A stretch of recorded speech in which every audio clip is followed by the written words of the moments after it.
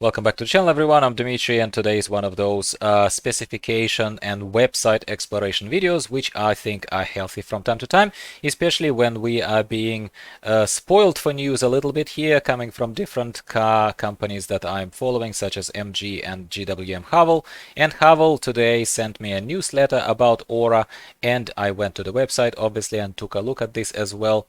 And let's take a closer look at this vehicle, express my, once again, unprepared, very sort of non-specialist opinion of someone who is a consumer, who has a Havel vehicle, who is generally rather open-minded and positively generally predisposed towards Havel GWM.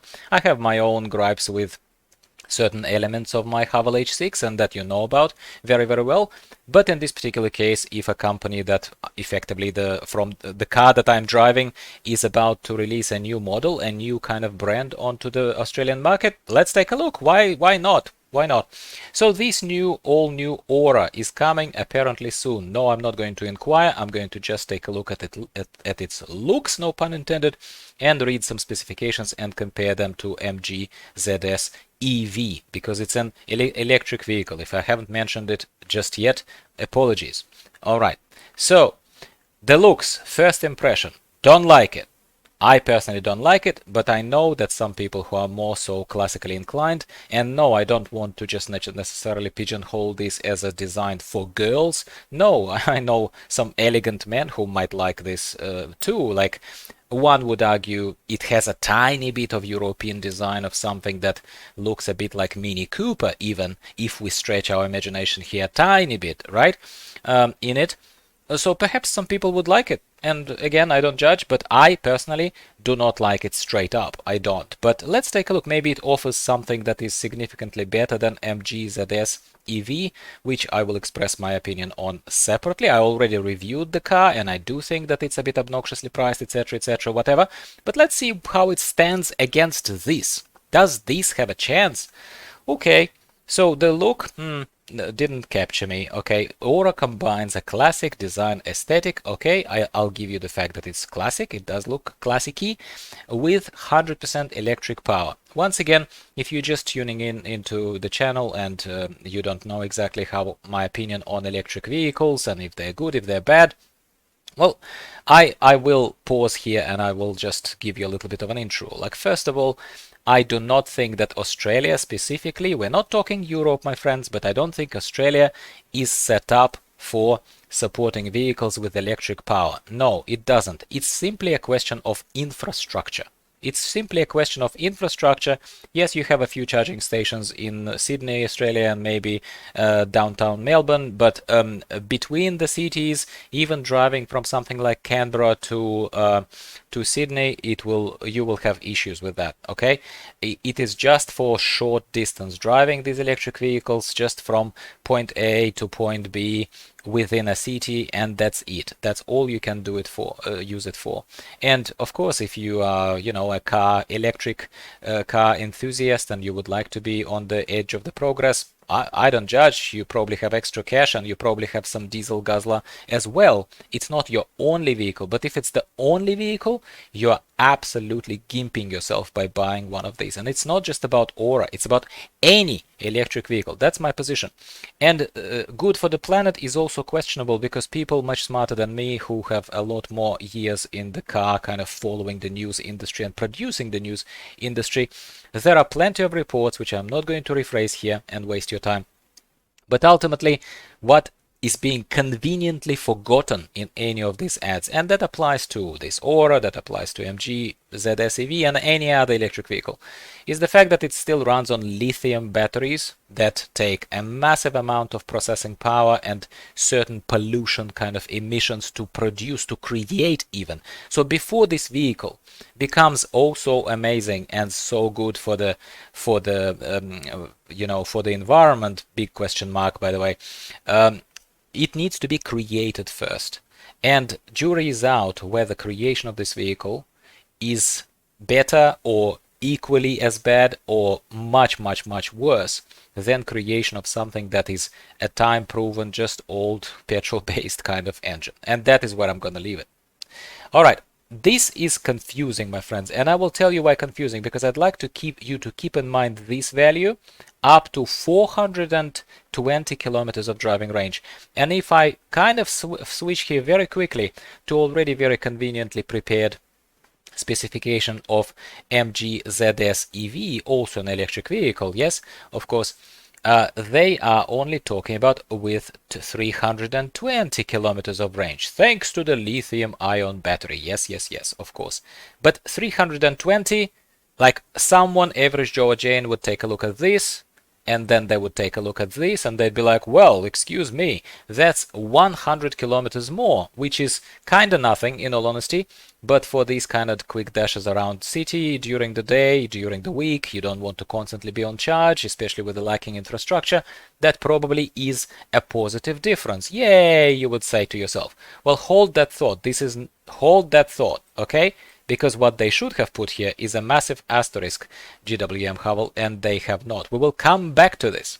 Now, single pedal driving. I don't drive an EV, but I assume, and tell me in the comments down below what I'm missing, I assume you just kind of like, you just press on an accelerator pedal, that's your foot, and that's an accelerator pedal, and just pressing and depressing is all that is required to drive these things. Is that right? You don't need a brake? I cannot imagine that you don't need a brake, but if you need a brake, how can they claim that it's a single pedal driving? What kind of strange selling point is that? Explain it to me, okay? Timeless inspiration is a very questionable thing. I disagree with that. I kind of like it more from the back. I do like this bit, and yes, I'm drawing a lot today. Give the video a like and let me know in the comments down below if you want more drawing from me. Maybe it entertains you, who knows? I kind of like it from the back, but I sort of don't mind it from this angle as well. I think it's okay, but I don't like it from the front, like flat out. I just don't like it from the front. Okay, let's take a look. Intuitive start. Well, that must be a direct translation from some foreign promo material, because what do you mean by intuitive start? Like a button? A lot of cars have a button start. Is that the intuitive start? Excuse me. Now this is where it will become a little bit more modern and a bit more interesting than arguably, subjectively, MG ZS EV is going to offer you, because we're going to take a look at that in a second. There are some better photos coming up.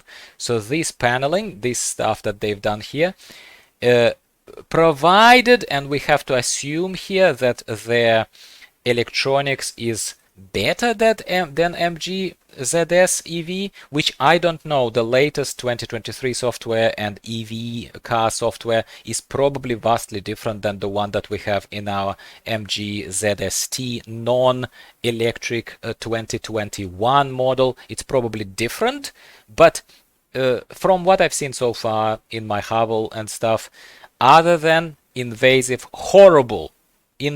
and horrible being ignored by GWM Havel electronic emergency lane keep assist system that is super invasive and cannot be turned off, at least in my version of the car. Electronics is pretty good. I kind of like it. It's kind of okay. And here it seems like it's embedded in these two embedded screens. I kind of like the design of this one bit. Okay. Now standard range. Take a look.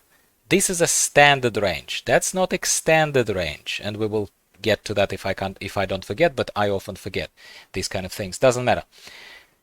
Standard range. Click to show pricing. Unfortunately, I would have to press escape in order to get rid of these scribbles before it allows me to see the mouse pointer again, but it's worth this trouble. Take a look at this. In New South Wales, you can get this car, well, with asterisk, starting from $45,000. $45,000 straight away, so that we don't forget later. You can get MG ZS EV, Excite, also not Essence, not top of the range model, base level model, from 46,700. A tiny bit more. This is tiny bit less, but who knows if it includes on-road costs and stuff. I guess there is a breakdown of the price here. Metallic paint will cost you 500 extra and that kind of stuff. It also comes with a 7-year warranty and all this kind of good stuff. So it's competitive and it's a tiny bit cheaper. Timeless design, what's timeless? Whatever. Stylish signature brake light bar. Who cares and who buys cars just because of the brake light? Retro-inspired LED headlights. Who buys cars inspired by this kind of stuff? Classic sophisticated lines. Okay, fair enough. Sophisticated lines. I'll give them that. It's okay. It's not everyone's cup of tea, but it's okay. It's a stylish looking car. It's alright. They've done okay. See? Honesty for honesty, my friends. I'm just commenting in an unscripted way as it goes, and I'm telling you how it makes me feel. Now, we got to the best bit. Yes, there was a best bit coming. What? This 10.25-inch infotainment screen. Depending on the software, depending on how invasive everything is, blah, blah, blah, blah, blah. I like this. I think this is good. I think this does look cool. It looks modern. I will go further and I'll say to you that I love these chrome finishes. These bits are exactly what makes it look more premium, and it makes it look more premium than MGZS. Absolutely, 100%. And it makes it look more like Mini Cooper. Of course, it's not quite there yet. No, it's not there. But it has a little bit of a Cooper feel to it. Come on, level with me here. A nice looking steering wheel. Hard to tell from here, from these shots, obviously, but it does look a little thicker than too thin steering wheel of Haval H6 and Haval Julian, which I had to wrap in a special wrapper in order to just feel thick enough in the hand and pleasant to drive. This looks a little thicker and a little more premium, but as you know, with specific color correction and exposure and other kind of things, and I've been doing this for years, I know that a lot of photos can be made very, very sexy, so to speak. And in this case, it's promo material, it's a good quality photo. It remains to be seen how it is actually inside if we sit in it and when we sit in it. And yes, of course, I'm going to go to a dealership if they will have me after this deserved, I think, but subjective criticism. That is just not my thing. Whatever, this car. I would like to take a look at it. And I would like to absolutely take back if I maybe was a bit harsh on this based on just raw specifications. But you know how it's almost like, in theory, something might look like this, right? And I'm just going off what I see. But in practice, you sit in something and it just blows you away. Well, let's hope so. Let's hope so. I love healthy competition on the market. I love what GWM Haval is doing. I love what they're doing in general. What do you think? If I don't like a car, I don't think that the brand is doing the right thing. I think the brand is doing absolutely the right thing. Absolutely. What else? Luscious leatherette seats. Oh, that's a new word, my friends. That's a new word that means not leather. Wireless phone charging, excellent. I bet, though, that it's not on all models, but who knows? Who knows? I said I bet. I didn't say how much. But wireless charging is always very welcome, but it usually is a premium feature. Who knows? Sleek yet sophisticated air vents. Come on, Havel.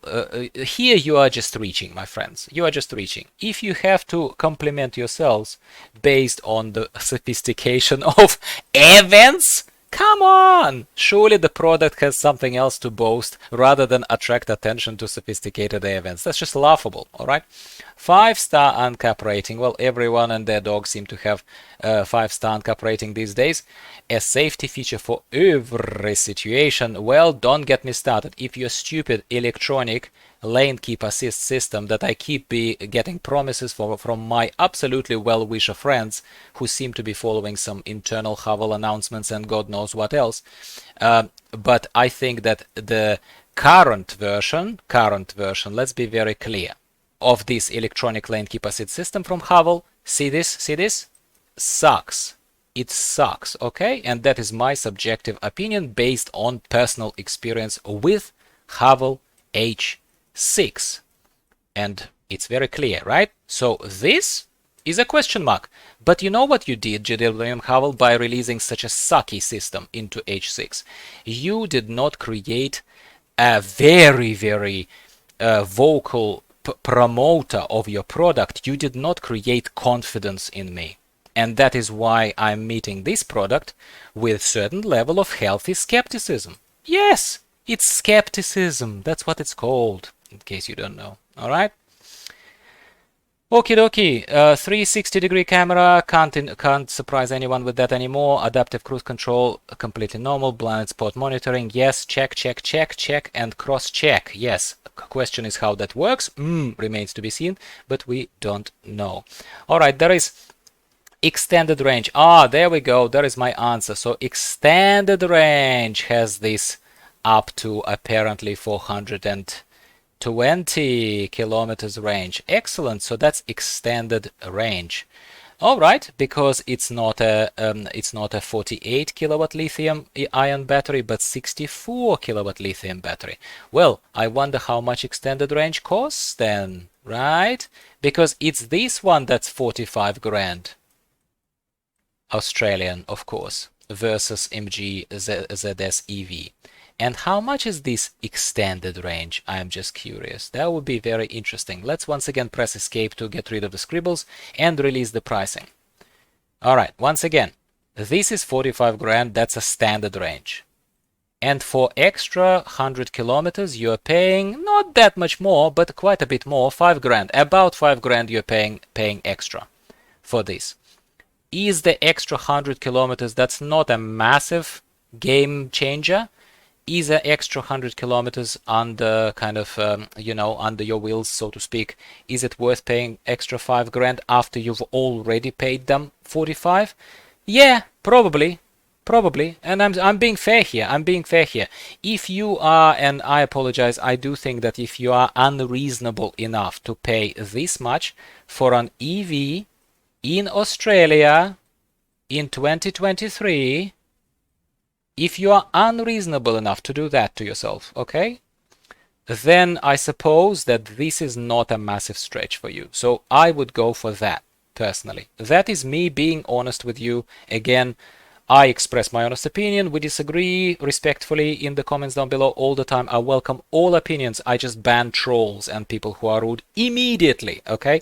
But you can disagree as much as you want, and I welcome opinions, extra information. In fact, on record, I've been corrected and I have admitted my mistakes and things that I've gotten wrong based on very constructively provided input and information that I've been missing before.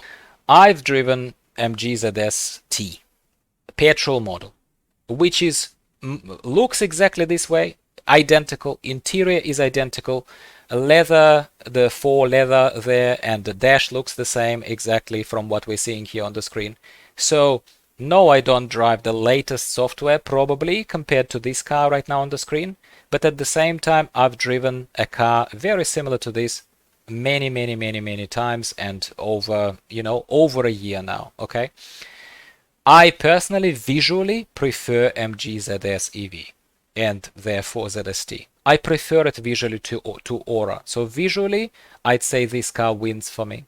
On the base level of the car that only goes for 320 kilometers as stated here in these specifications for the ZS EV, and that's Excite model. That is not Essence model. That is not top of the range. Essence is the one that gives it sunroof. Take a look at that. And for Essence, you need to pay more. Essence would not be 45 grand. Anyway, so the looks, exterior, I much prefer the look of MG ZS EV and MG ZST to this Ora.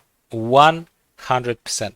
Technically, it remains to be seen how differently the cars perform, whatever, if we ever get a chance to test both of them or one of them, whatever. But the specifications seem comparable, at the very least in this Excite model that corresponds to the standard version of Ora. So now is your chance. Like, this is ended up being a very long video, but I hope worth your while, even if you fast forwarded. Now is your chance to let me know, what do you think about this newcomer to Australian market? Is it does it have legs? Is it a starter or is it dead on arrival? Will there be people who basically will pay over 45 grand for this versus something else? Because you have to remember, this is not the last man left on earth, right? This is not the last car your money can buy you.